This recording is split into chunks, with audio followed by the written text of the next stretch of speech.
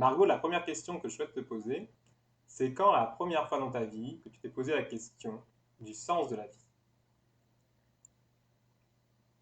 C'est une super question. C'est une super question. Je ne sais pas s'il y a eu un moment précis où je me la suis posée, mais depuis que je suis petite, au sein de ma famille, au milieu de cette société qu'est la nôtre aujourd'hui, je me suis toujours dit avec beaucoup de recul que la vraie vie, c'était pas ça.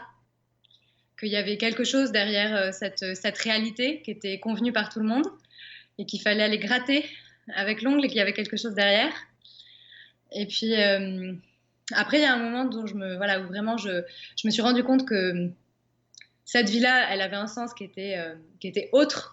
C'est quand me suis promenée, enfin façon de parler, je suis allée faire les courses au supermarché avec ma mère. Et il y avait mon frère qui était dans le caddie, on était tous les deux dans le caddie. Elle a avancé dans les rayons avec le caddie. Et il y a un moment qui s'est passé, j'ai vu tous les rayons du supermarché disparaître, tout fondé. Et même les gens qui étaient dans le supermarché, tout a fondu. Et je voyais plus que l'énergie, en fait, des rayons. C'est-à-dire qu'est-ce qui maintenait les rayons entre eux, tous les objets qu'il y avait sur les rayons, tous les gens qui parcouraient les rayons, etc. Je voyais plus que ça. Et là, je me suis dit, ah, ok, en fait, la vie, il y a quelque chose d'autre derrière cet aspect matériel solide que tout le monde voit. Il y a quelque chose d'autre derrière. Et là, je crois que ça a enclenché aussi ben ouais, un questionnement et une recherche de savoir qu'en fait, qu'est-ce qui sous-tend qui on est, tout ce qu'il y a partout, en fait. Il y a quelque chose derrière tout ça. Et c'est ça, en fait, ouais, que j'avais une soif de trouver ce qu'il y avait derrière, en fait, de comprendre ce que c'était. Tout ce qui reliait tous les gens, tous les êtres, etc. Il y avait quelque chose. Voilà, ça a été le début de la quête, j'ai envie de dire. Ouais. C'est vraiment une belle expérience. Ce que tu dis, ça, moi, ça m'évoque deux choses. Alors, une première chose, c'est que finalement, quand tu vas voir ces liens dans cette expérience, il y a quelque chose aussi qui est au-delà de ton propre individualité, quoi. Comme s'il y a quelque chose d'unité aussi qui te dépasse. Est-ce que ça, tu l'as pu justement, tu l'as vécu, mais est-ce que tu as pu le ressentir encore? Je l'ai ressenti d'autres fois, mais tu vois, ce que je disais, je pense que tous les gens, en fait, à un moment donné dans leur vie, ils font une expérience où ils se rendent compte qu'ils sont beaucoup plus que ce qu'ils croient être, beaucoup plus que ce corps, beaucoup plus que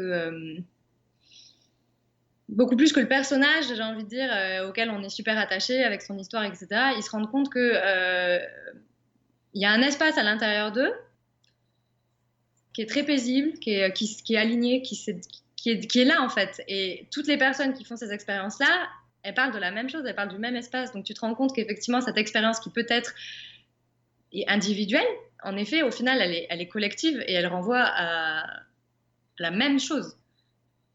Tout est déjà là, en fait.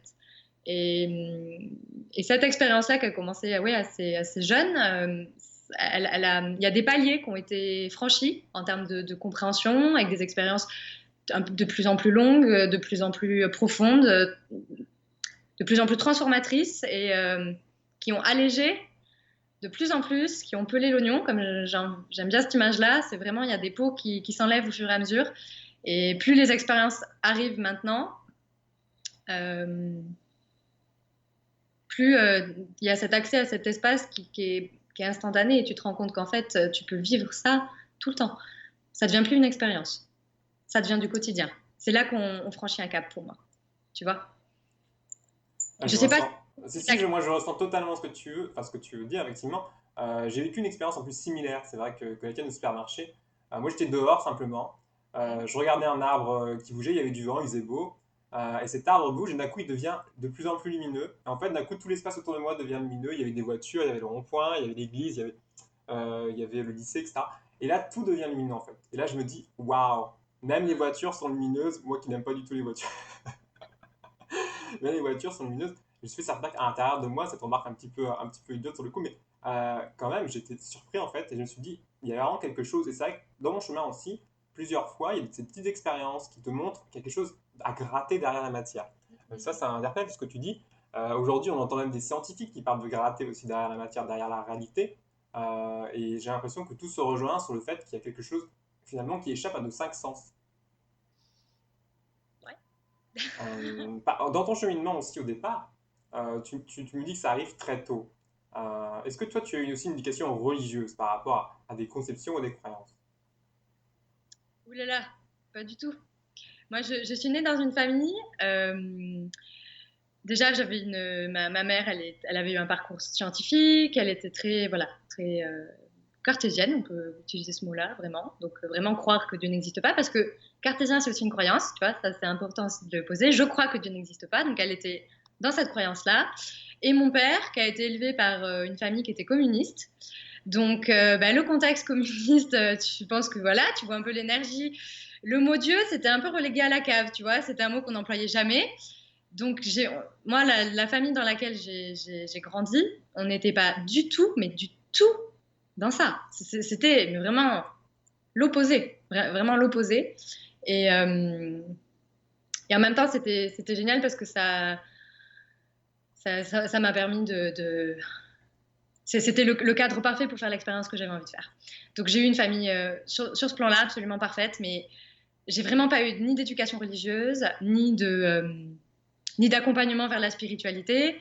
Ça c'est pas du tout. Voilà, j'étais seule en Ça fait. s'est présenté à toi, en fait, de façon naturelle. Voilà, ben, si tu veux, ce qui a été vraiment un déclic dans ma famille, c'est quand ben, vraiment, donc je suis clairvoyante et clairaudiente depuis que je suis petite, et j'ai eu des phases de mon enfance que j'ai oubliées vraiment, et c'est à l'adolescence, autour de 12-13 ans, j'ai vu, c'est revenu de manière mais vraiment extrêmement brutale. J'étais assise, j'étais chez moi, et j'ai vu la grand-mère de mon père en fait ben, apparaître au milieu du salon, et j'ai eu très peur. Je me souviens jusqu'à ce moment-là, j'ai été vraiment terrorisée parce que voilà. Mes parents n'étaient pas là, j'étais vraiment toute seule à la maison quand c'est arrivé. Et quand mes parents sont rentrés, ben, ils ont vu ma tête, j'étais tellement blanche, je crois que là, ils se sont dit, mais il s'est passé un truc. Donc je leur ai raconté, mes parents étaient là, ouais, non, mais t'es fatiguée, ça peut pas être ça, ça va passer, c'est une hallucination, enfin bon, bref, voilà. Et puis au fur et à mesure des jours qui continuaient, ça passait pas du tout, ça s'intensifiait, puis je voyais des gens, mais vraiment partout. Donc c'est-à-dire que j'étais dans la maison, je voyais toutes les personnes qui croisaient mon chemin dans les escaliers, je les voyais dans la rue quand je sortais dans la rue, et puis même quand j'allais au collège, ben, il y avait des gens qui étaient dans la salle de classe, quoi. Donc t'es assis, tous tes copains et le prof qui fait son cours, et t'as des gens qui traversent la salle de classe ou qui sont à côté du tableau pendant que le prof il fait son cours, tu vois. Tu vis plus du tout dans la même galaxie que les autres. Enfin, Non, c'est clair que c'est c'est un vraiment changement de dimension pour le coup. complètement. Et là, du coup, si tu veux, mes parents, ils se sont retrouvés en fait avec un espèce d'extraterrestre dans la maison, et ils comprenaient pas du tout. Ils se sont pris, honnêtement, tu vois, ils avaient quand même une quarantaine d'années, ouais. Ils ont vu tout leur monde intérieur s'écrouler parce que toutes les croyances qu'ils avaient sur le monde, à partir du moment où j'ai commencé à leur dire qu'en fait, ben non, il y avait, ouais, moi je voyais qu'il y avait une vie après la mort, je voyais qu'il y avait des choses qui se passaient. Ah ben mes parents, ils se sont pris un immeuble dans la figure. Enfin, pour eux, ça a été hyper violent. Ça a remis en question absolument tout leur schéma de croyances Ouais, je comprends. jusqu'à là. Ça a été un bouleversement familial au niveau de la, voilà, qui a été énorme. Mais vraiment. Oui, puis c'est Je, vrai qu'à 12-13 ans, on peut pas se dire, voilà, elle est instable dans sa tête, quoi. Puis te connaissant tes parents, effectivement, je pense pas qu'ils puissent se dire, elle a vraiment un problème mental ou quoi. C'est du vécu, ils voient Tu vois, c'est vrai que moi, c'est un sujet qui me tient. Je suis contente, je te remercie d'aborder le sujet parce que c'est un sujet, moi, qui me tient vraiment à cœur, la médiumnité chez les enfants ou chez les jeunes. Parce que bah, déjà, les parents, quand ils sont démunis, quand ça arrive dans leur famille, ils voient qu'il y a toutes les structures familiales ou les structures de croyances qui sautent, ce qui est hyper déstabilisant parce qu'on se construit avec des croyances, quoi. Et du coup, c'est très déstabilisant pour les parents, pour les familles, surtout quand les parents ne vivent pas ça, parce ils se sentent pas en capacité de pouvoir accompagner leur enfant, parce que ben, ils font tout simplement pas la même expérience que leur enfant de la vie. Donc c'est très difficile pour eux. Donc et effectivement, comme voilà, au début, ils se posent quand même la question de se dire, est-ce qu'elle regarde pas trop Charmed, tu vois? Puis au final, elle commence à croire qu'elle est une sœur Halliwell et qu'elle voit des fantômes, tu vois. Non, mais je veux dire quand même, à un moment donné, moi, on est passé par cette étape-là avant l'acceptation. Dans ma famille, ça a été Ouais. quand même, tu regardes peut-être un peu trop des films où bah, y a des gens qui voient des morts, quoi. Voilà. Donc ça n'a pas été, Oui, je suppose qu'il y a des étapes. tu Euh, vas pas à l'hôpital psychiatrique, encore que, parce qu'on a eu des gens dans notre entourage qui ont apporté le sujet et qui ont essayé d'aider à ce que la cocotte minute descende. Mais honnêtement, ça n'a pas été non plus accueilli dans ce qu'il y a de plus normal et de. Voilà. Ça a quand même été un oui, cheminement et ça a été long. Voilà. ouais, je comprends et c'est vrai que D'ailleurs, c'est marrant parce qu'à l'opposé, quand on a des familles où c'est déjà ouvert au niveau de générations précédentes, ça se passe très bien et j'en ai rencontré beaucoup récemment des médias où les grands-parents et les parents sont déjà dedans Ah et oui. c'est totalement vécu différemment par la personne qui arrive et on peut le comprendre. Et c'est vrai que c'est là qu'on voit qu'on peut vivre pas très loin les uns des autres et dans des univers totalement différents. Et moi, ça m'a toujours choqué Ouais. de voir à quel point on pouvait être proche et en même temps éloigné dans notre vécu de la vie. Et puis tu vois, c'est ça qui est super génial, c'est que tu dis, on a des milieux et des contextes familiaux qui sont très différents. Comme tu dis, tu as des gens, bah, ils sont, bah, ces capacités-là, elles sont là, ils arrivent dans des familles où c'est déjà ouvert, où la discussion est déjà ouverte et quelque part, bah, ça facilite un petit peu, quand même, on va pas se mentir, hein, parce que déjà, il y a une acceptation déjà dès le départ que tu vois, et qu'effectivement, il y a cette réalité-là.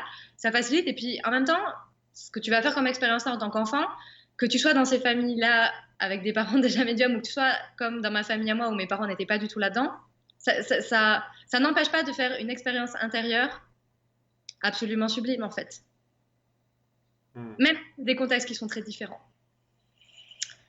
Voilà, simplement, je pense qu'effectivement, plus on va parler du sujet, plus on va ouvrir le débat sur la médiumnité chez les enfants, sur l'accompagnement de ce potentiel-là qu'on a tous. Et ça, c'est vraiment hyper important de le rappeler à chaque fois. On a tous ce potentiel-là, simplement, peut-être pas les mêmes choses à faire avec et peut-être pas les mêmes envies de développer ça. Voilà, ça, c'est OK. Si c'est accueilli de deux côtés, c'est super. Voilà, mais c'est simplement que ça n'empêche pas, peu importe le contexte, ça n'empêche pas de faire cette expérience-là. Voilà, simplement après, effectivement, quand tu es dans une famille où c'est complètement rejeté et où tu finis en hôpital psychiatrique, parce qu'il y a aussi beaucoup de gens en hôpitaux psychiatriques qui n'y ont absolument pas leur place, ça il faut bien le poser aussi, c'est sûr que ça aide d'avoir des parents qui ont déjà cheminé un peu, clairement. Ouais. Ah oui. C'est vrai que ça pose question, effectivement, sur l'accompagnement à la médiumnité pour les adolescents. Puis c'est une phase aussi, je pense, voilà, qui aussi de l'adolescence, on sait que c'est une phase aussi qui peut éveiller beaucoup de choses aussi dans la vie, enfin, par rapport à la construction aussi de qui l'on est, dans notre vie, notre identité. Donc ça peut compliquer aussi davantage que de régler, en fait, disons, les choses. Toi, tu as 12-13 ans, donc quand ça émerge, c'est assez tôt quand même dans ton vécu. Quand par la suite ça va se développer, quand tu vas le vivre au fil des années, à partir du collège, tu entres, je suppose, au lycée peut-être après. Ah, Ouais, je suis allée au lycée après. Alors au collège, si tu veux, quand c'est arrivé, ben, ça a été, si tu veux, ce qui a été le plus difficile, c'est que j'ai toujours été quand même, le regard des autres était quelque chose d'extrêmement, j'étais très sensible au regard des autres. Parce que je sentais déjà que ben, j'absorbais absolument, enfin, j'étais quand même hyper sensible, j'absorbais tout, c'est-à-dire que dès qu'il y avait un conflit ou quelque chose, ça me touchait beaucoup. C'était comme je sentais que quelque part, j'étais un peu différente parce que je voyais des choses que les gens ne voyaient pas. C'était très important pour moi. J'avais vraiment ce besoin d'être accueillie et d'être reconnue aussi comme étant ben, comme les autres, même avec cette différence, entre guillemets. Et du coup, le regard des autres, c'était quelque chose qui me faisait vraiment peur. Et donc là, quand ça s'est vraiment déclenché à partir de ce moment-là, et que là, je voyais vraiment partout, tout le temps, 24 heures sur 24, et que je voyais que les autres ne vivaient absolument pas ça, ça a été très compliqué. Très compliqué. Enfin, il y a eu beaucoup de souffrance. Au-delà du fait qu'il y avait de la souffrance, il y avait beaucoup de peur. Parce que c'est vrai que ben, tu t'imagines pas, mais des fois, il y a des situations, par exemple, tu es dans ta chambre, tu t'endors, et puis en fait, d'un coup, ben, tu vois, je sais pas, une dizaine de personnes qui apparaissent dans ta chambre, les gens, ils s'assoient sur ton lit, puis ils te parlent. Tu veux t'endormir. Et là, tu dis, ah ouais, waouh, enfin, ouais. C'est très c'est déstabilisant, quoi. Ouais. hyper déstabilisant. Puis tu vis pas, en fait, t'es avec les autres au collège, mais comme je te disais, tu vois, t'es en classe, les gens, ils écoutent le prof, et toi, en fait, ce qui se passe dans la classe, c'est pas le prof qui fait son cours, en fait. Il se passe plein d'autres choses. Tu vois qu'il y a une vie, en fait, à l'intérieur du collège avec d'autres gens qui passent, et toi, en fait, tu vois, quelque part, moi, vraiment, ce sentiment que j'avais, c'est que j'avais le pied entre deux mondes, en fait. T'avais un pied, voilà, où bah, c'est la vie normale, où tout est bien cadré, tout bien, voilà. Puis après, t'as une autre réalité où, bah, effectivement, t'as des gens sur d'autres plans, ils te parlent pendant que t'es en cours, quoi. Et c'était quand même, tu vois, l'accueil de tout ça, quand même, était long et progressif. Et ça a été difficile. Là, aujourd'hui, je peux pas, je mentirais si je disais que ça a été super simple. Non, non, ouais, bien sûr. Ouais. Voilà, ça a été difficile. Après, euh, ça a été même tellement difficile qu'à un moment donné, je leur ai demandé, donc je me suis adressée à eux, je leur ai dit, écoutez, là, rien que pendant 24 heures, j'aimerais ne plus rien voir, ne plus vous voir. Vraiment 24 heures, où je suis comme tout le monde, c'est-à-dire que moi, en fait, je fais ma vie tranquillement, je vois pas des gens qui traversent les pièces, etc. Je vous vois pas dans la maison. Quand je vais dehors, je vois juste les gens qu'il y a dehors dans la rue. Hein. Je vois pas les autres sur d'autres plans. J'aimerais juste 24 heures où je ne vous vois plus du tout. 24 heures vraiment où on ferme tout. Voilà. Donc je leur ai dit, voilà, on va faire ça pendant 24 heures, je ferme tout. Donc pendant 24 heures, effectivement, j'ai eu une journée normale. Hmm. Et à la fin des 24 heures, eh ben, je suis allée retoquer à la porte en leur disant non, non, en fait, je veux vous voir. Hein. Voilà, parce que en fait, c'est génial. Voilà. Mais ça, tu vois, faut en arriver à ça aussi. Tu vois, des fois, pour prendre conscience que, ben, en fait, cette expérience, même si elle était difficile à vivre au quotidien, parce que c'est pas évident d'en parler aussi avec les jeunes de ton âge, quand tu as 13 ou 14 ans. Voilà, j'ai quand même changé de collège pour ça. Faut en parler parce qu'il y a eu du lynchage. Hein. Voilà, ça, c'est aussi un sujet qu'on n'aborde pas, Bien sûr. mais il faut en parler. Parce que dès que, voilà, dans un groupe, il y en a un qui est sensiblement différent, ben, c'est compliqué pour lui de se faire sa place dans le groupe et d'être accueilli comme ça. Ça, c'est aussi quelque chose dont il faut parler. Euh, mais au final, même si c'était difficile, il y avait, si tu veux, ça ouvrait une dimension intérieure qui Ouais. était extraordinaire. Je comprends tout à fait ce que tu veux dire. Voilà. Quand on a vécu un certain nombre d'expériences qui sont tellement différentes de la réalité quotidienne, je dirais, de la plupart des gens, bien qu'en fait, quand on creuse, on se découvre qu'il y a plein de gens qui ont vécu d'expériences, mais ils n'en parlent pas. Ouais, Mais quand vraiment on vit beaucoup d'expériences, hein, quand on vit beaucoup d'expériences et c'est parti du quotidien, comme tu dis, que c'est installé, pas tout le temps. euh, il y a le sentiment à la fois, peut-être parfois d'être isolé, d'être un peu seul, et en Ouais, même temps, il y a une part de souffrance, effectivement, d'être séparé des autres, il y a une séparation. Et en même temps, comme tu dis, il t'a fallu 24 heures et après, tu as redemandé. Hein. Et donc ouais, là, c'est important quand même parce que moi, je l'ai vécu aussi parfois un peu comme ça. C'est-à-dire que même si c'était dur, même si c'était de la souffrance, on a envie, on voit bien que c'est important en fait. On sent que c'est important et que ça ouvre une porte vers une vie, une autre vie, hein. Une dimension de la vie qui n'est pas seulement celle que je dirais que tout à chacun. Et en même temps, on sent que c'est important parce que ça peut apporter vraiment en fait au monde. Hein. Il y a quelque chose aussi de l'ordre, je pense, du service en fait, qui se joue dans les expériences qui sont difficiles. Et je pense qu'on va en reparler après, mais aujourd'hui, si tu peux accompagner des personnes, c'est aussi parce que tu as vécu tout ce bagage d'expérience. bien sûr. Ouais, bien sûr. Et je crois que c'est vraiment, tu vois, aujourd'hui, on en parle beaucoup. Tu vois, enfin, à l'époque, quand j'avais 12 ans, tu vois, c'était déjà il y a 15 ans. Le sujet de la médiumnité, il y a 15 ans, quand tu fais un peu quand même une rétrospective, tu te dis, c'était pas abordé. Enfin, Non. on Alors, n'en parlait pas du il tout. y avait T'avais, quelques émissions, mais des voilà, livres, hein. Mais c'est vrai que c'était les débuts d'Internet, quoi. Donc, c'était les débuts d'Internet, tu vois. Et c'était comme tu dis, c'était des émissions, c'était sur des chaînes, c'était à des heures pas possibles, sur des chaînes que personne regarde. Et c'était des trucs qui étaient tout de suite, tu vois, très axés sensationnels. Tu vois, oh ouais, là là, il y a des fantômes dans les châteaux en Écosse, il y a des caméras de surveillance qu'on filmait ça. On était vachement dans du sensationnel, alors qu'au contraire, en fait, c'est comment en fait, cette simplicité de connexion avec ce qui est là, juste, c'est normal et c'est du quotidien. Il y a rien de sensationnel, en fait. On n'est pas dans quelque chose qui est là pour faire du buzz, en fait. Ben voilà, c'est là. Et après, comment est-ce que les enfants qui vivent ça, dans cette société qui est quand même, voilà, qui... Alors, on commence à en parler plus, ça ne veut pas dire que c'est totalement accueilli et que le sujet, on en parle sur toutes les chaînes aux grandes heures, hein, d'infos. On est d'accord. Mais simplement, je vois qu'il y a quand même eu une progression au niveau rien simplement d'aborder le sujet, on voit qu'on en parle quand même un peu plus, que ça revient un peu plus, que là, il y a une vraie... le monde est en train vraiment de changer, il y a une spiritualité qui est grandissante, les gens se posent des questions. C'est un sujet qui est plus rapidement amené sur la table quand même qu'il y a 15 ans.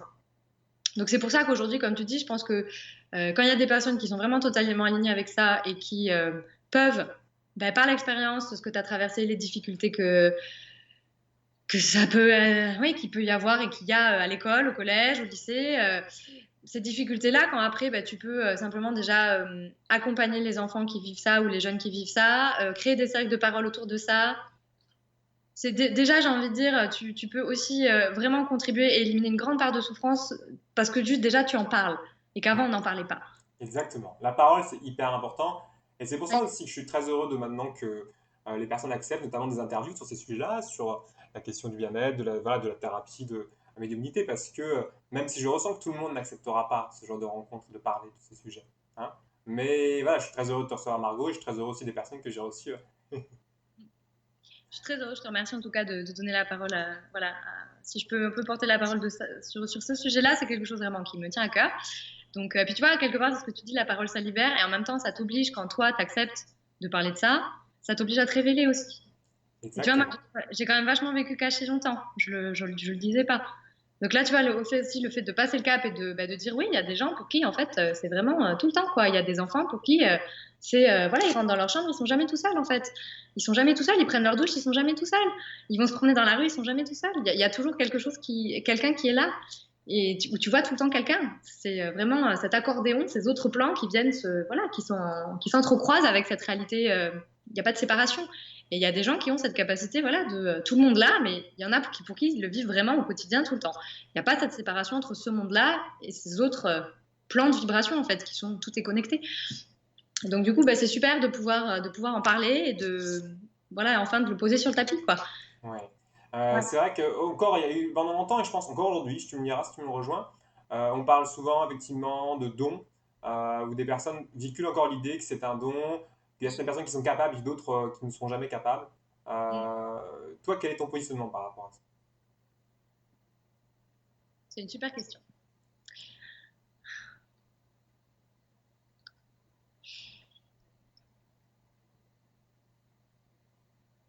Moi, je préfère dire que c'est un potentiel plutôt qu'un don, que c'est un potentiel qu'on a tous. Il y en a qui le développent. Il y en a pour qui ben, ça s'impose en fait parce que ben, c'est tellement important dans l'expérience qu'ils ont envie de faire, de qui ils sont, que ça s'impose pour eux. Moi, je vois ça un peu comme, voilà, moi, à un moment donné, ça s'est imposé. Je vais pas chercher à développer ce potentiel-là.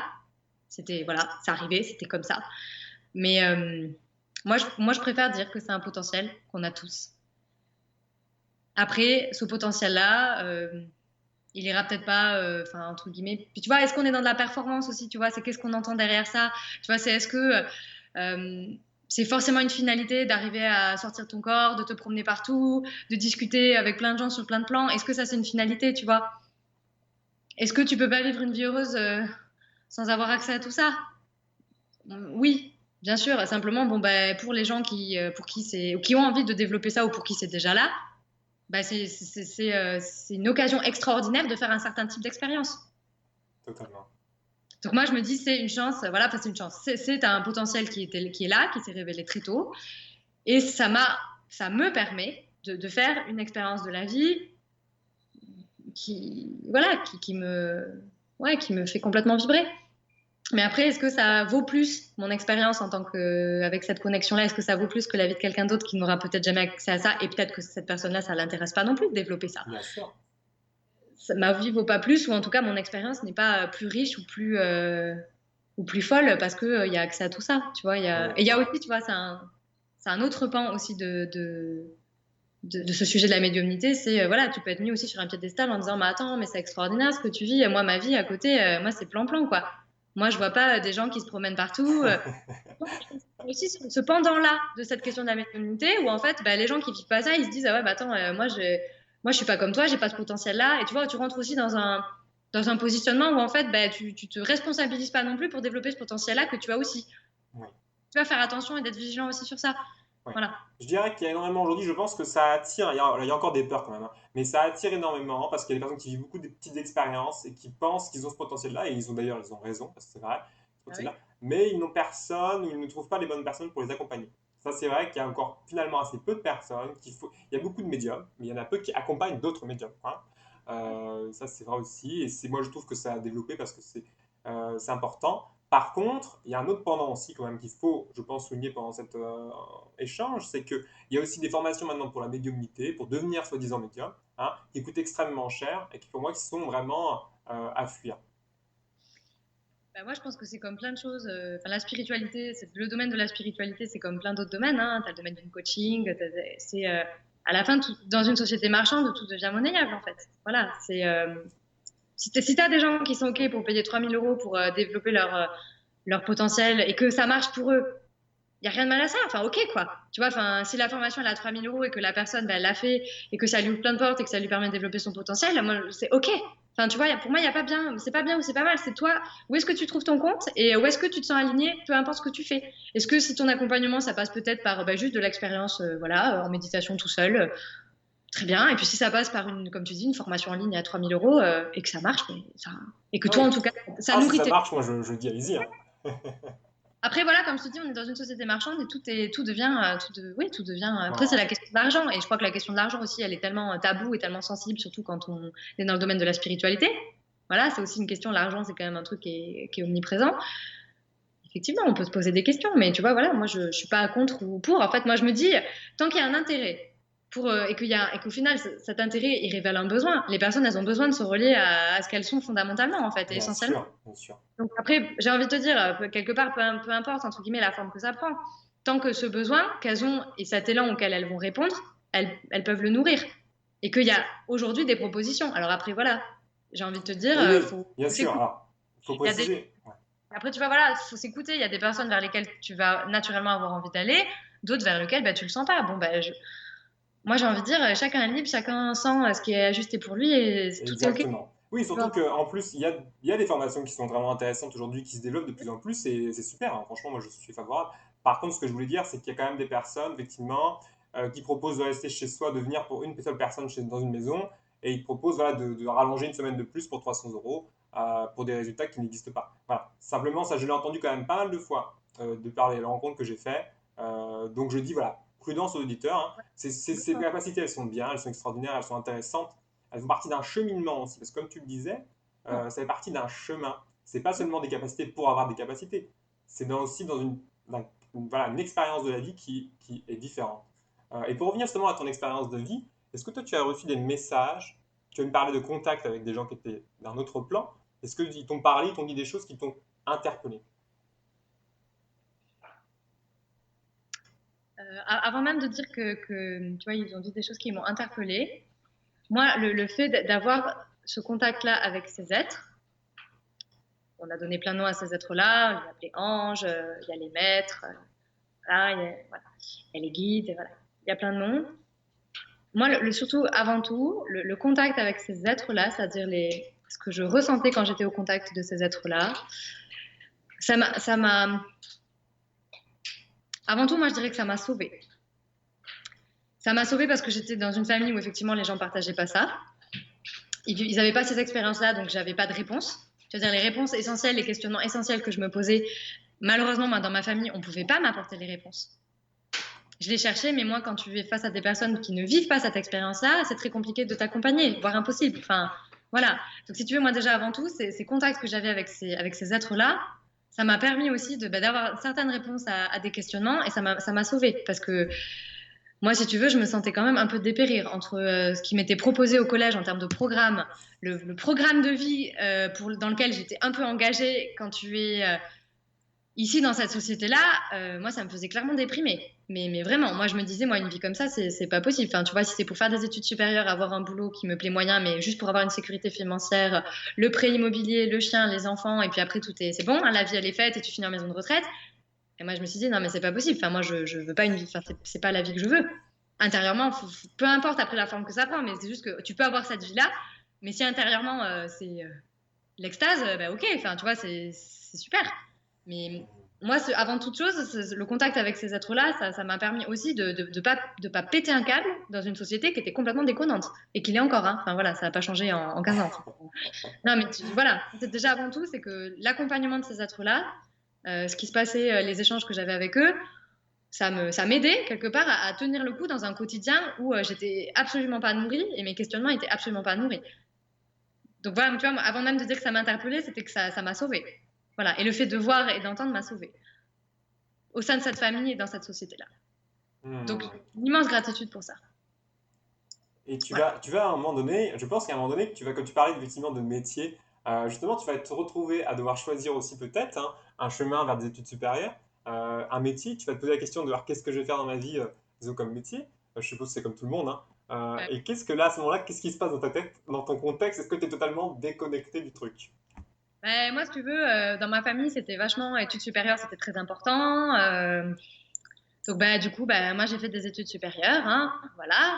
Donc, moi, mon truc, les mots, c'était quelque chose qui me passionnait. La lecture, c'était un moyen aussi pour moi de m'évader, d'ouvrir plein de portes. Donc, je me suis dit, je vais faire des études de lettres. Tu vois, j'ai fait une licence de lettres. Après, j'ai fait un master, j'ai continué, j'ai fait un master de religion. J'ai fait des études supérieures en sachant pas où j'allais, ça me plaisait, mais voilà, je me suis pas. Parallèlement, de temps en temps, je faisais des soins à la maison, mais voilà, tu vois, j'ai fait ce qu'on attendait de moi, en fait, quelque part. Et tu vois, est-ce que la société attend de toi? C'est-à-dire, tu as fini ton bac, tu fais des études supérieures, c'est comme ça. Et si tu veux un boulot qui est pas trop. Alors, tu vois, ça marchait encore il y a 15 ans, ce discours-là. Si tu veux un boulot qui est, voilà, qui est plutôt bien payé, ou c'est voilà, plutôt. Un boulot plutôt intello, bah, il vaut mieux faire des études supérieures. Là, aujourd'hui, tu as beau avoir un bac plus 5, c'est pas pour autant que ça t'ouvre la porte pour ça, tu vois. C'était une autre Exactement. réalité aussi il y a 15 ans, tu vois. Mais du coup, j'ai fait ce qu'on attendait. Tu vois, je me suis pas vraiment. J'ai quand même eu, tu vois, à la fin de ma licence de lettres, il y a quelque chose qui m'a traversée. J'avais vraiment envie d'ouvrir une entreprise de pompes funèbres. Voilà, D'accord. que je me disais, là aujourd'hui, je serais vraiment très heureuse de pouvoir accompagner les personnes qui sont dans le deuil et de pouvoir faire cet accompagnement aussi des personnes qui sont décédées et de pouvoir discuter avec elles comme je le faisais au quotidien. Donc j'ai eu quand même, avant quand même de réembrayer sur un master, j'ai eu une année de flottement, mon année de licence, j'avais envie d'arrêter pour vraiment aller dans les pompes funèbres. Ouais, parce que j'avais vraiment envie de proposer un accompagnement du deuil euh, différent, parce que je le trouvais pas, en tout cas en France, il n'y avait pas grand-chose, quoi. Voilà. Mais bon, tu vois, j'ai quand même fait des études supérieures et puis ben voilà, j'ai un master et puis ben voilà, super. Aujourd'hui, en même temps, tu vois, on peut pas dire que ça n'est pas que ça n'est pas utile. Apporter. Ça n'a pas apporté, c'est pas vrai, parce que j'ai fait des rencontres fabuleuses, tu vois. Moi, mon master en religion, c'est vrai que ça m'a quand même vraiment fait prendre du recul sur ce qu'est une croyance, sur jusqu'où elle peut te mener, jusqu'à quel point une croyance, ça modèle ta vision de la réalité. En côtoyant vraiment toutes les grandes religions, tu comprends des choses. Voilà, donc je peux pas dire que ça servait à rien de faire tout ça. Non, c'est pas du tout le cas. Au contraire. Voilà. Moi, ce qui me frappe dans ton cheminement, c'est que quand même, par rapport au sens de la vie, tu aurais pu vraiment, je pense, par rapport à ce vécu, cette souffrance, être dans la colère, la dépression, et tu as réussi à en faire quelque chose de constructif quand même. C'était pas quelque chose qui s'est effondré sur toi-même, quoi. Il y a eu des phases, clairement, il y a eu des phases de grande déprime, parce que comme tu dis, c'est vrai qu'il y a une solitude, il y a une grande solitude, parce que c'est vrai que moi, tu vois, rien que dans mon collège, j'ai rencontré une jeune femme, ça m'a sauvée aussi, de rencontrer une jeune femme qui avait un an de moins que moi, qui a été une très grande amie, qui, elle, vivait la même chose que moi. Donc on Ah oui. était, ça, tu vois, je veux dire, ça aide, hein, quand t'es deux martiennes, on n'était pas dans le même collège, mais on se voyait toutes les semaines, et ça, tu vois, c'est vrai que c'était quelque chose qui a été d'un très, très grand soutien d'avoir quelqu'un qui vivait ça aussi, avec qui je pouvais en échanger, et quelqu'un qui comprenait quand je parlais. Tu vois, c'est-à-dire qu'il me mettait pas soit sur un piédestal, soit qu'il me prenait pour une folle. Parce que tu vois, il y avait les deux penchants de la balance. Tu vois, elle était au milieu, c'était oui, ben moi je vis ça aussi, et on pouvait vraiment avoir des discussions et des échanges qui étaient très nourrissants, et pour elle et pour moi.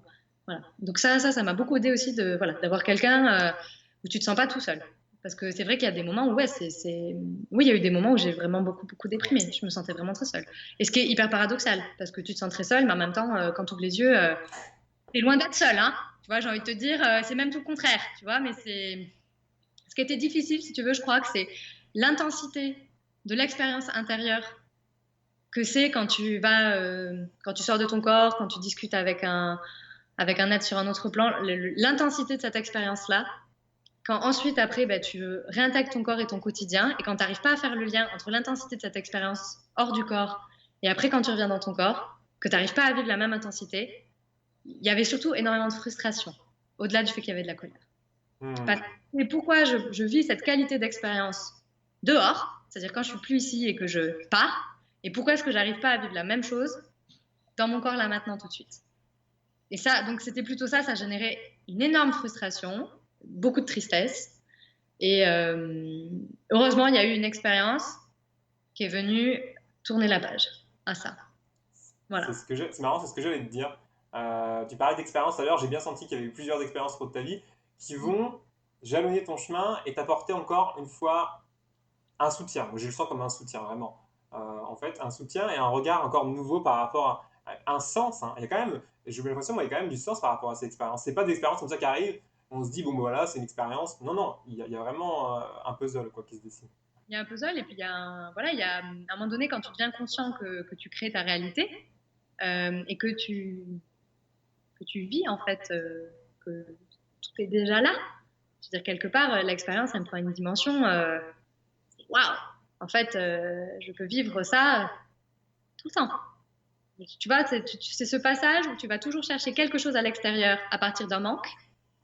ou d'une peur, à, en fait, il n'y a aucun manque. Tout est déjà là. Et là, l'expérience, ça se fait à partir de quelque chose qui est rempli. Tu pars plus chercher quelque chose ailleurs en manque, tu vois. Et ça, c'est ce qui fait vraiment, c'est ce qui a permis de se faire cette expérience-là, ça a permis de tourner la page et de passer à autre chose. Ça ne veut pas dire qu'après cette expérience-là, il y a plus de souffrance, il n'y a plus rien. Non. Bien sûr. Ça permet, il y a quand même quelque chose qui vraiment fondamentalement change. Et il n'y a pas de retour en arrière. Ça, c'est Non, clair. il n'y a pas de retour en arrière, comme tu le dis. Ce Ouais. master en religion, est-ce qu'il va t'apporter justement une vision haute par rapport à l'histoire des religions, par rapport quand même, moi je pense que quand on a vécu cette expérience, on porte quand même un regard différent sur à l'histoire de Jésus-Christ, sur l'histoire même de tous les personnes, les personnalités religieuses, les figures religieuses, quoi. Ouais. Bah, si tu veux, moi, c'est surtout. Moi, c'est vrai qu'à chaque fois, je me dis, mais c'est quand même une histoire. Bon, l'histoire de l'humanité sanglante, hein, clairement, on va pas. Voilà. C'est quand même une histoire violente et une histoire plutôt sanglante. Quand tu commences à t'intéresser quand même à l'histoire des religions, là, tu prends la mesure de jusqu'où peut aller la violence, hein, pour imposer, mais quoi que ce soit, que ce soit une religion ou un modèle de société, ou voilà, il y a de la Oui, violence. Voilà, tu vois, je veux dire, c'est pas spécifique qu'aux religions. Hein. Voilà. Ça permet de, voilà, de reposer des cadres. Et puis, c'est vrai que moi, surtout, ça m'a comme j'étais, si tu veux, c'était intéressant parce qu'on était quand même, on n'était pas nombreux, on était une quinzaine dans ce master-là, avec des personnes d'horizons complètement différents. Il y avait des personnes qui étaient catholiques, d'autres orthodoxes, il y avait des musulmans, il y avait deux ou trois personnes qui s'intéressaient beaucoup au bouddhisme, il y avait des personnes qui étaient évangélistes, une qui venait d'Australie, une qui venait de Chine. Donc, si tu veux, on baignait quand même, c'était très riche parce que les personnes avaient vraiment des convictions voilà, très, très différentes, des croyances très différentes. C'est vrai que moi, j'étais un peu une tâche en fait au milieu de tout ça parce que bah, si tu veux, moi, tu vois, comme je te disais dans ma famille, tu vois, il y avait pas de, enfin, la religion, c'était pas vraiment abordé. Et moi, j'avais une enfin, parce que mes expériences, c'était quelque chose de très libre, où il n'y avait pas de dogme en fait. Et non. tu vois, c'est vrai que me retrouver, tu vois, avec des gens pour lesquels déjà tout est déjà bien quadrillé, il y a du dogmatisme, il y a des machins, il y a des croyances. Moi, c'était un peu waouh, parce que là, au niveau des discussions, tu vois, ben, au final, tu te heurtes assez rapidement à quelque chose qui est très limité. Hein. Oui. Tu vois, en termes de qualité d'échange, c'était, ouais, c'était, tu vois, bon, par exemple, juste une petite anecdote pour rigoler, tu vois. Il y en avait deux qui étaient évangélistes. Bah, c'est vrai que, tu vois, elles ne toléraient mais aucune blague sur Jésus. Voilà, donc si tu veux, nous, on était quand même dans un master, on envoyait des trucs pour rigoler, tu vois, bon, voilà, c'est de l'humour, on aime ou on n'aime pas, mais tu vois, vraiment, on s'envoyait voilà, des petites bulles vraiment rigolotes et tout ça, des images humoristiques. Ouais, c'est toi avec Jésus, quoi. Il y en a pas, ouais, ouais. C'était pas possible. Enfin, tu vois, elles, ça les mettait vraiment en colère, c'était pas possible. Donc, tu vois, c'est vrai que ça interroge quand même après sur la prise de recul que tu peux avoir sur tes propres croyances aussi, quoi. C'est quand t'as le nez collé dedans, en même temps, tu te rends pas compte parce que t'as le nez collé dedans. Donc, voilà, ben, tu vois, la croyance, vraiment, c'est quelque chose que j'ai expérimenté. De près. Bon, c'était intéressant, quoi, vraiment. Voilà, et tu te dis, bah oui, une religion, ça reste quelque chose quand même avec une institution derrière, avec le fait qu'il y a une volonté quand même de contrôle. Hein. C'est je veux dire, une religion, elle n'a pas envie d'avoir des gens qui sont libres. Je veux dire, un croyant dans une religion, voilà, je veux dire, il est là pour répondre à ce que l'institution demande. Il n'est pas là pour faire un cheminement personnel intérieur. Tu vois, une croyance, il y a un dogme, tu y adhères. On a besoin d'avoir une adhésion, en fait. Si une religion elle veut commencer à se propager, il y a une adhésion à quelque chose qui est posé, comme étant figé. Donc, du coup, c'est vrai que bah, moi, c'était pas tellement mon. Voilà. Non, non, non. J'étais pas dans le même. Voilà, j'étais pas dans. Mais par contre, c'était très enrichissant et très intéressant. Oui, comme Et tu disais, au sein des religions, tous les gens ne sont pas. Voilà. Il y a des gens qui sont extrêmement bien ouverts, sûr, bien vrais sûr. réflexes intérieurs. Voilà, ne caricaturons pas non plus. Enfin, voilà. C'est. Mm, mm. Voilà. Ouais, je comprends totalement. Et en plus, c'est vrai que dans la religion, par rapport à un cheminement spirituel, je dirais, indépendant, il y a une notion de hiérarchie. Il y a ceux qui savent et ceux qui savent plus que d'autres. Hein. Voilà. C'est quand même important de le dire. C'est vrai qu'on a un cheminement personnel, il n'y a pas de comparaison avec les autres, puisque c'est personnel. Hein. On a sa religion personnelle en quelque sorte, la façon de se relier personnellement. Donc il n'y a pas de comparaison à avoir avec les autres, il n'y a pas de jugement, il n'y a pas de dogme hein, qui encadre ce cheminement. Ce qui a aussi des contraintes, puisque ça nous oblige à totalement être confiant aussi et indépendant dans notre intuition, dans notre façon de fonctionner. Donc ça demande, oui, quand même un effort. Ouais, puis tu vois, une religion, en fait, au final, bon, tu vois, c'était Gibran qui disait ça. Il disait que les religions, c'est comme les 5 doigts de la main. Bon, ben, c'est des doigts différents, mais elles se rejoignent dans la paume, quoi. Tu vois, il y a vraiment, bien sûr qu'il y a ça. Simplement, je crois que c'est vraiment aller chercher dans les messages de ces religions-là, faut dépasser ce qui est écrit. Tu vois, les mots, ça se traverse. Ouais. Si tu prends tout au sens littéral, t'es perdu. On voit ce que ça donne, quoi. Enfin, voilà. C'est vraiment. Il y a l'expérience derrière aussi les mots, hein, je pense. Bien sûr. Mais bien sûr, et tu vois, c'est vrai que bon, tu vois, voilà, c'est difficile parce que des fois, ça peut paraître très tranché, c'est noir, c'est blanc, enfin voilà. Tout peut être une source d'expérience à partir du moment où intérieurement, on se donne de la liberté. Et on arrive sans a priori et sans attendre face à quelque chose et on voit déjà, on le ressent intérieurement, c'est-à-dire comment cette croyance-là, c'est pour moi. Tu vois, comment cette expérience-là que me renvoie l'autre, c'est pour moi. Est-ce que c'est une expérience que j'ai envie de faire ou pas? Voilà, je crois qu'à un moment, c'est vraiment, il y a pas, c'est pas bien, c'est pas mal. Enfin voilà, Hmm. en tout cas, Oui, c'est vrai que c'est très mental. Alors que c'est vrai que moi j'aime beaucoup l'hindouisme. C'est vrai parce qu'il y a une poésie en fait. Il y a une poésie. On sent qu'il y a une expérience. D'ailleurs, on met l'accent beaucoup sur l'expérience, hein. D'ailleurs, on revient au corps aussi, hein, dans l'hindouisme. Voilà, il y a beaucoup de pratiques corporelles.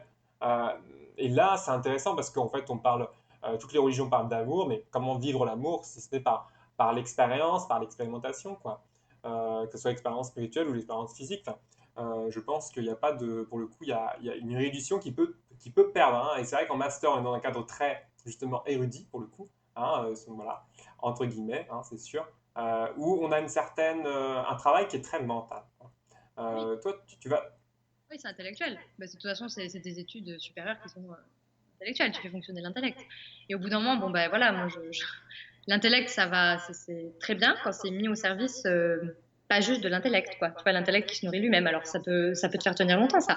Mais moi, à un moment donné, je trouve que, enfin, moi, j'avais besoin de donner une dimension autre à cet intellect. C'est-à-dire, il y avait besoin d'avoir une expérience personnelle qui ensuite se nourrit avec l'intellect et pas l'inverse, tu vois. Ou ça peut être l'inverse aussi, mais on a un dialogue, tu vois. C'est pas juste le mental qui voilà, qui tourne avec l'intellect et puis quelque part, en fait, tu t'apprends des données, c'est des connaissances, et en fait, ça reste des connaissances. Pour moi, une connaissance, elle a à être transcendée, à vraiment être expérimentée, à entrer, enfin, voilà. Mais après, tout est OK, hein. Enfin, Ouais, voilà. ouais, mais c'est tout le débat qu'on peut avoir sur aujourd'hui les programmes, hein, par rapport à la philosophie, par rapport à tout ce qui est enseigné en fait, à l'histoire, hein. Quelle expérience on veut vivre derrière cette histoire et derrière cette transmission de connaissances, quoi, hein. Margot, toi, tu vas donc sortir de ce master. Et Ouais, puis là, je pense qu'il va t'arriver quelque chose d'un peu particulier. ouais. Je sors de ce master. Alors après, je me suis, tu vois, la relation d'aide aux autres, c'était quelque chose que j'avais vraiment envie de faire. Donc je me suis orientée un temps. Je me suis dit que la psychomotricité, justement, comme tu parlais de ce rapport au corps, etc., c'était quelque chose qui m'intéressait. Donc je me suis préparée pendant un an à passer un concours de psychomotricienne que j'ai raté. Voilà. Je l'ai passé en Suisse, en France, dans plusieurs. Voilà, j'ai tout raté. C'était très bien. Et parce que je crois que ça m'aurait pas convenu du tout. Donc c'était très bien. Sur le coup, c'était compliqué, mais là aujourd'hui, je vois que c'est très bien. Et donc tu vois, je me suis orientée voilà vers ça. Et puis, ben de la vie a fait, enfin la vie, enfin oui, je sais pas quoi. Ouais. Bon bref, j'ai rencontré la personne avec laquelle je vis aujourd'hui. Et quand on s'est rencontrés, ben il s'est passé une expérience. Alors moi, enfin, voilà, je mets le mot éveil parce que c'est le mot. Quand on voit ce qui est écrit derrière ce mot-là, ce qui est décrit par les personnes qui ont vécu cette expérience-là, c'est le mot qui me vient vraiment. Euh, donc on a vécu cette expérience-là ensemble. Quand on s'est mis ensemble, ça a duré une semaine. C'était une expérience qui a été quand même assez longue. Et ça a été le début d'une autre vie. J'allais le dire, ouais. C'est une Ouais. nouvelle vie qui commence. Ouais, Ouais, c'est une deuxième vie dans cette vie-là, tu vois. C'est totalement. vraiment, je ne sais pas comment le décrire autrement. C'est une deuxième vie dans cette vie-là. C'était le début d'autre chose. Voilà. Et cette expérience-là, bah, qui a été hyper déstabilisante parce que ben en même temps, tu es dans la grâce pure parce que en fait, ton personnage il se dissout totalement. Tu te rends compte qu'en fait, ben, moi j'adore dire qu'en fait, tu te rends compte que tu es Dieu, hein, qui fait l'expérience de lui avec ta coloration à travers toi. Et tu te rends compte que les autres, c'est pareil. Donc il n'y a plus aucune séparation entre toi et les autres. Et tu le vis, mais vraiment, toutes les cellules de ton corps vibrent à ça. C'est je suis et les autres sont. Et on est tous je suis. C'est vertigineux comme expérience intérieure, parce que là, le peu de croyances qui te restent, il y en a plus du tout. J'ai envie de te dire, là, vraiment, tu vois, c'est un... Ah ouais. c'est- tu vois, on n'en rigole jamais, mais tu vois, mais vraiment, moi, c'est l'image, j'étais caractérisée par un ray de lumière, quoi. Je veux dire, il reste tellement plus rien, mais je veux dire, quand l'expérience se termine, mais tu as été lessivé, tu as passé je sais pas combien d'essorages, il reste vraiment plus rien, mais tellement plus rien que, tu vois, juste pour te raconter une anecdote, ça va peut-être te faire rigoler. J'avais besoin de m'acheter des vêtements. À la fin de cette expérience-là, Mathias et moi, on rentre dans un magasin de vêtements. Il me montre des vêtements. Il me dit, ben ça te plaît? J'étais incapable de lui répondre. Parce qu'il n'y a plus personne. Tu vois, mais c'est terrible. C'est-à-dire que le jeu, il a tellement éclaté. Je ne savais même pas si ce qu'il me montrait, je trouvais ça beau ou pas beau. Tu vois, je lui ai répondu, je sais pas, les vêtements sont. Voilà. Et tu vois, ça paraît, quand tu dis comme ça, c'est ridicule, quoi. Ouais, mais ça me fait pas rire dans le sens où j'ai vu quelque chose de similaire, donc je sens tout à fait ce que tu veux dire. Et on a un problème à s'identifier avec. Oui, on peut plus s'identifier en fait par rapport. Il y a une déconnexion quoi, totale par rapport à son propre individualité quoi. Et ça demande de rejouer un jeu, comme si on essayait de rejouer un jeu d'humain. Et ça demande Voilà. un temps quand même. Ça demande un temps pour revenir quand même, hein. Ça demande un temps pour revenir. Et puis, c'est surtout que il y a une lucidité qui s'est faite sur tout. Donc, en fait, tu vois, à partir de quel espace tu entretiens tes relations familiales, tes relations amicales. Est-ce que c'est un espace de manque? Et du coup, en fait, comme tout a été remis à l'heure, ça s'est réaligné. En fait, moi, tu vois, je vois pour ma famille, c'est aujourd'hui, c'est terrible pour eux parce qu'en fait, ils me reconnaissent pas. Parce que j'ai arrêté de nourrir des fonctionnements structurels familiaux du jour au lendemain. Après cette expérience-là, Voilà, c'était. Alors, c'est très rapide. après, si tu veux, il y a aussi ce risque-là, c'est-à-dire que tu restes complètement perché dans ton expérience et tu reviens jamais. Tu vois, enfin, Ouais. il y a des personnes pendant 4, 5 ans, 10 ans, elles restent complètement, tu vois, dans cette grâce et dans cette extase, en fait. Mais à un moment, là, cette expérience, moi, elle était finie, je suis revenue. Et donc, du coup, tu reviens, mais tes valises, elles sont toujours là. Il y a Hmm. des choses intérieurement qui ont été complètement, où c'est parti, où, comme je te dis, il y a vraiment un après. L'avant est fini. Mais quand même, il y a des choses de l'avant qui demandent à être, en fait, regardées avec une autre vision, qui demandent à être embrassées, qui demandent à être intégrées. C'est ce que Et j'allais c'est dire, il y a un temps d'intégration, c'est certain. complètement. Et cette À vivre. intégration, en fait, elle se poursuit tout le temps. Parce qu'à partir, en fait, tu veux, c'est vrai que dans beaucoup de traditions, cette expérience d'éveil, qui est en fait un réveil avant l'éveil, ça vient remettre les pendules à l'heure, en fait. Cette expérience-là, c'est le début. C'est pas Exactement. une finalité en soi, c'est pas C'est une pas la fin, fin, c'est un début, quoi. c'est le tout début. Et en fait, tu as plein de traditions où, en fait, après cette expérience-là, c'est là que la vraie pratique commence. C'est à partir de là que tu commences à méditer, c'est à partir de là que tu commences à faire du yoga, parce que pendant cette expérience-là, tu as compris en fait, enfin, tu as senti pourquoi en fait après tu vas mettre en place ces pratiques-là. Parce que ces pratiques-là, elles vont te permettre d'accueillir toujours plus, corporellement et intérieurement, le Dieu que tu es et de l'incarner en fait. Et ces pratiques-là sont là pour ça en fait. C'est plus juste des pratiques, bien sûr que c'est excellent pour le corps, que c'est très bon aussi pour Oui, voilà, oui.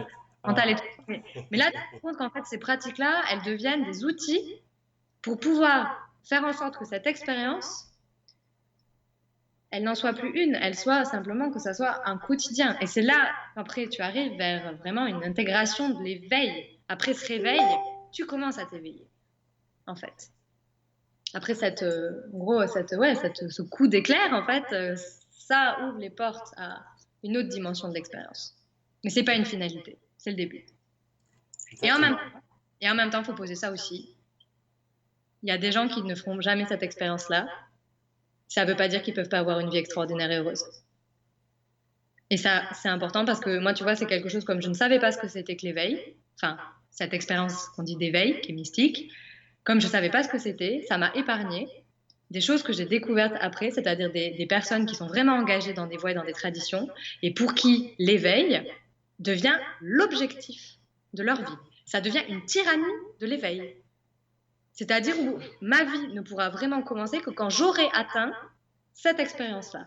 Et donc là, Hmm. imagine la souffrance que ça génère au quotidien quand cette expérience-là, elle n'arrive pas. Évidemment. C'est terrible. Donc, si tu, en même temps, tu vois un peu la difficulté de parler de ce sujet-là, c'est qu'en même temps, quand tu le vis, tu te rends compte qu'en fait, c'est le début, c'est juste le début de la vraie vie qui commence. Et en même temps, de la vraie, mais ça, moi je parle de mon point de vue, hein, de l'expérience que moi j'ai envie de faire. Et on a tous pas envie de faire les mêmes expériences de la vie. Hein. On n'est pas là tous pour faire, voilà. Et du coup, les personnes qui, tu vois, sont au contraire, qui cherchent absolument, absolument, absolument à atteindre cette expérience-là parce qu'elles savent qu'effectivement, ça va marquer un grand changement dans leur vie, mais elles sont dans une souffrance parce que ça n'arrive pas.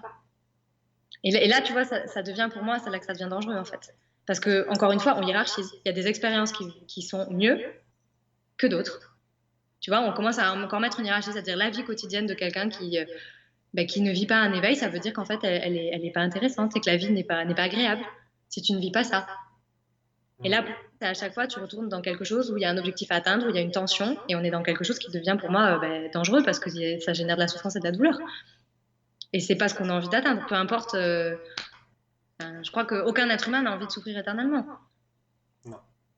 Voilà. Et tu vois, c'est ça qui est voilà. Donc, quand on parle de ces expériences-là, puis en plus, en ce moment, tout le monde, voilà, c'est un sujet, l'éveil, ça fourmille partout. C'est qu'est-ce que déjà on entend par éveil? Chacun individuellement, qu'est-ce qu'on met comme sens derrière ce mot-là? Et c'est vraiment de dire, voilà, pour moi, ça a été le début d'autre chose et d'une autre dimension de mon expérience. Ça ne veut pas dire que c'est obligé que ça arrive à tout le monde pour que la vie soit merveilleuse. Je pense que c'est important de le poser pour que, voilà. Et c'est vrai que moi, je ne savais pas, si tu veux, qu'il y avait des gens pour qui vraiment, tu vois, ils mettaient en place, tu as des personnes, elles méditent, ouais, elles méditent 2, 3, 4 heures par jour, elles ont une discipline quotidienne qui est qui est très rigoureuse parce que elles mettent en place ces pratiques pour arriver à ce carrefour où cette expérience d'éveil, elle peut arriver. Mais quand tu restes tout le temps à ce carrefour et que l'éveil, il n'arrive pas, ça doit être terrible quand tu as 15-20 ans de pratique et qu'en fait, ce moment-là, il n'arrive pas. Mais franchement, mais moi, ça me donne envie de pleurer parce que je ressens vraiment la souffrance que ça peut être pour ces gens-là. Et moi, tu vois, moi, j'ai jamais rien mis en pratique. Enfin, tu vois, quelque part, après, c'est mentir aussi de dire que voilà, qu'il n'y a rien qui a été mis en pratique. C'est pas vrai, il y a eu des choses. Mais si tu veux, l'éveil Ça n'a n'était pas été vécu comme un objectif à atteindre ou comme quelque chose de voilà. c'était pas du tout une finalité. C'est arrivé, c'était vraiment, voilà, ça a été le coup de réveil. Donc, j'avais besoin pour vivre. Tu vois, c'était ce qui a fait s'aligner enfin la frustration que je ressentais de ne pas pouvoir vivre, en fait, qui je suis. Je le vivais en sortant de mon corps, mais je le vivais pas quand j'étais vraiment pleinement consciente dedans. Et cette expérience-là, ça a permis de réaligner ça. Et il n'y a plus cette frustration. Moi, en fait, cette expérience-là, ça a été la fin de la frustration. Hmm. Voilà. Ouais, c'est beau. Et en fait, au final, tu dis c'était. Et au final, tu vois, c'est ça, c'est que on idéalise aussi énormément cette expérience-là en se disant, oh là là, c'est extraordinaire. Mais c'est vrai, on va pas se mentir. Moi, ça a été quelque chose vraiment de renversant. Enfin, je veux dire, j'ai été pulvérisée après cette expérience-là. Mais vraiment. Et après, en même temps, tu te dis tout ça juste pour pouvoir dire, ah, mais en fait, tout est là. Et moi, j'ai toujours couru partout pour chercher ailleurs. Tu vois, et tu dis tout ce chemin pour, ah, c'est ça. Oh purée, mais j'ai vraiment cherché partout, mais je me suis épuisée, hein. J'ai couru partout. Et tu vois, c'est vrai que c'est ça, il y a ce côté où aussi c'était tellement évident, c'était tellement simple. Tout est déjà là. Tu te dis purée, mais comment j'ai pu passer 15 ans de ma vie à courir partout? Enfin, c'est. Ah ouais. Ouais. Et en même temps, moi j'aime bien ce côté. Je suis très joueur et j'aime bien ce côté où en fait c'est comme une surprise d'un jeu. Tu sais pas que tu vas tomber dessus, mais il est juste devant toi, c'est juste sous ton nez. Et c'est souvent pareil avec les personnes que l'on côtoie, que l'on rencontre. Ils ont souvent vécu proche de nous, finalement, c'était pas très loin. Et pourtant, on les rencontre à un moment donné, 10 ans, il a fallu 10 ans pour se voir. Et pourtant, je suis juste à côté à tout ce temps-là, quoi. Et c'est assez extraordinaire de voir justement comment tout s'agence par rapport à ça, quoi. Euh, C'est le plus beau rendez-vous qu'on a avec nous-mêmes, en fait. Mais ce rendez-vous-là, on l'aura tous. Enfin, c'est le rendez-vous qu'on a avec nous. Et il y en a pour qui ça sera dans cette vie-là, d'autres peut-être pas. Ou, tu vois, Il y a quand même quelque chose ouais, Ah. d'important. Tu parlais d'incarner ensuite. Et justement, qu'est-ce que tu as incarné par la suite? Qu'est-ce que tu as mis en place à partir de ce moment-là? J'ai pas. Alors, tu vois, déjà, c'est vrai que je me rends compte que simplement, maintenant, quand je. Alors, tu vois, la méditation aussi, voilà, on en parle beaucoup. La méditation, c'est aussi surtout une forme. En fait, on s'assoit, on est droit, etc. Voilà. Moi, je me suis rendu compte qu'en fait, il y a plein de façons de méditer. Tu vois, tu es assis dans ton jardin. sans forcément être bien droit, etc. Tu regardes juste la contemplation, c'est quelque chose c'est une méditation de contempler. Quand tu contemples un arbre, un oiseau qui se pose sur une branche, enfin, c'est une contemplation et c'est vrai que ça, c'est une forme de méditation. Et c'est vrai que depuis cette expérience-là, je me rends compte qu'effectivement, même si dans le quotidien c'est inégal et que voilà, ça c'est pas forcément tout le temps, voilà, je me rends bien compte que qu'il y a maintenant cette facilité à faire retour dans cet espace-là cet espace-là qui se goûte avec certains traits de ma personnalité, avec ben, mes goûts, parce que j'ai des goûts, voilà. Et tu dis, mais c'est ça qui est extraordinaire, c'est de voir comment Dieu il s'amuse en fait à se goûter en moi. Mais en moi, tu vois, c'est plus le petit moi de l'ego qui tourne en rond, c'est un moi mis au service en fait du maître, quoi. Tu vois, c'est vraiment ça. Et du coup, bah, c'est tellement plus simple parce que bah, là, tu sais que hop, tu fais juste ça, hop, c'est là, il y a tout le corps qui vibre. Tu vois, et c'est. Ouais, c'est extraordinaire. Enfin, voilà. Après, tu vois, j'ai pas forcément mis en place, je me suis pas forcément mise au yoga depuis cette expérience-là où j'ai pas. Oui, oui. Voilà, mais après, c'est aujourd'hui, par contre, on en discutait beaucoup avec Mathias, on s'est dit, bah, par contre, aujourd'hui, on ressent vraiment, comme on fait plein d'autres projets à côté, on ne prend pas le temps de faire ces pratiques-là, mais quand vraiment on prendra le temps, et ce sera dans vraiment pas longtemps, je pense, dans un, voilà, on a envie, on a vraiment l'élan de mettre ces pratiques-là, de vraiment, voilà, de s'initier vraiment au yoga, parce que là, aujourd'hui, bah, on ressent qu'on a envie de vivre aligné comme ça. Et que là, aujourd'hui, le corps, il demande à être purifié, à être fortifié, et ces pratiques-là permettent ça. Voilà. Hmm. Donc Moi, ça, j'ai voilà. l'impression en plus que cette réalité de l'éveil, tu parlais de l'éveil, moi, j'ai quand même la sensation, j'ai eu quand même des expériences où j'ai quand même eu la sensation qu'elle pouvait quand même être vécue collectivement. Pour l'instant, c'est pas le cas. Mais je me suis dit, si on était plusieurs à vivre cette même réalité, mais qu'est-ce qu'on ne pourrait pas créer, quoi. Mais après, tu vois, c'est ça aussi, tu vois, on dit on hiérarchise encore, tu vois, on dit qu'il y a des éveillés et des gens qui ne sont pas éveillés. Il y a les éveillés, les non éveillés. Tu vois, si de toute façon, comme tu es dans un truc de dualité, si tu en as qui ont une expérience d'éveil, il y a forcément ceux qui ne la vivent pas. Voilà. C'est OK, mais tu dis simplement, en fait, quand tu te réveilles, tu prends juste conscience, en fait, que ben, de toute façon, les autres, même s'ils n'ont pas conscience que c'est juste la différence, en fait, ils n'ont pas conscience qu'ils sont éveillés. Toi, tu as juste pris conscience que tu étais éveillé, mais les autres, ils sont éveillés aussi, juste ils ne le savent pas. Exactement. Donc en fait, il n'y a plus d'éveillés et de non éveillés, en fait. Tu vois. Et en même temps, oui. Tu vois, tu es toujours dans un et en même temps, Moi, je oui. parlais d'expérience, hein.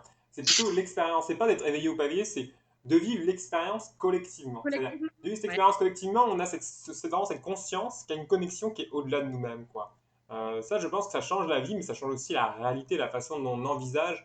Je veux dire, on n'est plus dans une perspective de métro boulot dodo, de construire, que tu parlais tout à l'heure, d'avoir un chien, une maison, une voiture ou quoi. Même si aujourd'hui, bon, je pense qu'il y a une remise en cause de ce schéma, hein. Bien Mais sûr. quand même, on est quand même au service de quelque chose de plus grand que nous. À partir du moment où il y a cette expérience-là, on se dit, là, il y a quelque chose qui est plus grand que moi, que j'ai envie d'expérimenter à travers moi, quoi. Bah, la vie, à un moment, elle a envie de se retrouver. Elle a envie de s'embrasser, elle a envie d'être consciente d'elle-même et de l'expérience qu'elle fait. C'est ça, en fait. Et pour ça, c'est, tu vois, c'est vraiment une respiration. Et là, on est dans cette expire. Et en fait, tu sais qu'à un moment donné, tous les gens qui sont Dieu, qui sont la vie, ils vont enfin, ils sont déjà en marche, en fait. Tu vois, tout est déjà, cet éveil collectif dont tu parles, il est en marche. Déjà, Hmm. tout est déjà en marche, en fait. Voilà, c'est juste Ah, que là, et tu vois, du coup, bah, après, quand tu vois ça, bah, tu te détends quand même sur beaucoup de choses. ah, clairement. Tu vois, je sais pas comment ça a été pour toi, mais c'est vrai que tu te détends. Tu te fais, ah ben oui, ben voilà, il n'y a plus de jugement quant aux expériences que font les autres, en fait, et à la manière dont ils mènent leur vie. Margot, ça passe très vite, je te remercie grandement. J'aurais une dernière question pour toi. Ça marche. Euh, Quels sont aujourd'hui tes projets et tes espérances? Alors, tu sais, on rigole avec Matt, on se dit l'espoir, c'est anti-vie. Donc, en fait, comme la vie, c'est là maintenant, c'est là maintenant, qu'est-ce que je fais en fait? Donc, là maintenant, ce qu'on a envie de faire, on est en train de terminer les travaux de notre maison pour pouvoir accueillir des stages chez nous, car que ce soit des stages animés par nous ou des stages animés par des intervenants extérieurs.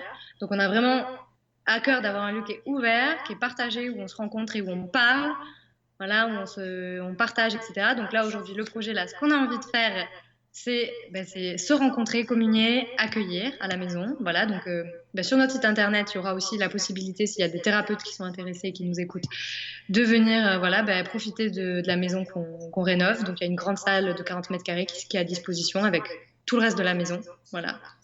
Donc il y a ça.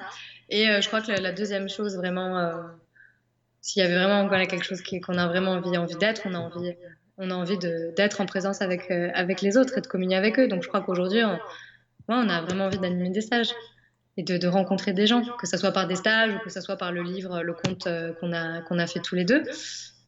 Voilà, je crois que c'est ça qui nous tient le plus à cœur aujourd'hui. Mm. Ouais, moi, je vois beaucoup de succès pour ces deux points, en tout cas. Euh, ouais, chouette. En tout cas, ça nous fait vibrer, quoi. Ouais, Voilà. il va y avoir des déplacements, des voyages, clairement des invitations qui vont être posées, Ouais, ouais, c'est ça. qui sont déjà posées, et il y a beaucoup de belles rencontres, et il y a beaucoup de curiosité de personnes qui se disent, mais qui sont ces extraterrestres, et qui sont ces extraterrestres qui me font vibrer. Et il y a ça qui va être, il y a la rencontre, hein, il y a la rencontre Ouais, qui se déroule. Euh, complètement. Merci Nardo. Merci à toi, je serais super contente de te rencontrer en vrai sur Saint-Malo quand on descendra. Et Mathias aussi, je pense, parce que tu vois, il a profité de toute la conversation. Et là, je crois que je sens un peu, je pense qu'il a très envie de te rencontrer aussi. Voilà. À très bientôt. À très bientôt, Rémi. Salut.